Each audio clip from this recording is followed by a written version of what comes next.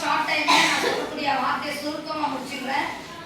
அவர் ரொம்ப உரக்க சத்தத்தோடு கொடுத்துருக்காரு. ஆனா அவர் இடுப்புல எல்லாம் குத்திருக்காங்க, இருக்காங்க, தலையில முள்ளு இருக்கு, 2 கையிலயும் காலையும் நமக்கு என்ன இருக்குது, ஆணிகள் கொடுத்துருக்காங்க, ஆணிகள் போடப்பட்டிருக்கு. சரி, நம்ம கஷ்டத்தின் மத்தியில நம்ம யார்கிட்ட ஜெபம் பண்ணுவோம்?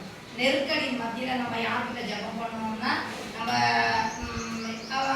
ஜெபம் பண்ணுவோம். ஆனா மட்டும் யாருக்கிட்ட ஜெபம் பண்ணுவோன்ற நம்ம தாட் இருக்காரு. யார்கிட்ட கேட்டா ஒரு ஐயா சொன்ன மாதிரி பல்வலினா ஒரு ஜெனரல் டாக்டர் கிட்டயோ இல்ல கைனகாலஜிஸ்ட் கிட்டயோ போனா பல்வலி சரியா போயிடுமா?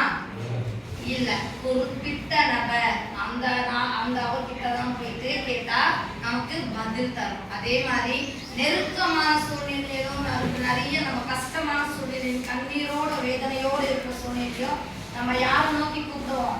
ஜெபம் பண்ணுவோம் இல்லையா? என்ன பண்ணுவோம் அப்படின்னு கேள்வி கேட்கறாங்க. ஜெபம்ன்றது யாருக்கும் புரியல. ஜெபம் பண்ணுவோம். அந்த ஜெபம் எப்படிப்பட்ட ஜெபமா இருக்கணும் அப்படின்னு கேட்டா நமக்கு கர்த்தருக்கு பதில் தருகிற ஜெபமா இருக்கணுமா? எல்லாரும் ஜெபிப்பாங்க, நானும் ஜெபிப்பேன் அப்படின்னு இல்லாதபடிக்கு நம்ம எப்படி இருப்போம்? ஜெபத்துல நிறைய விஷயங்கள் சொல்லுவோம். எப்படி சொல்லுவோம்னா எனக்கு அது வேணும், இது வேணும் அப்படின்னு சொல்லுவோம். ஆனா நிறைய கஷ்டம்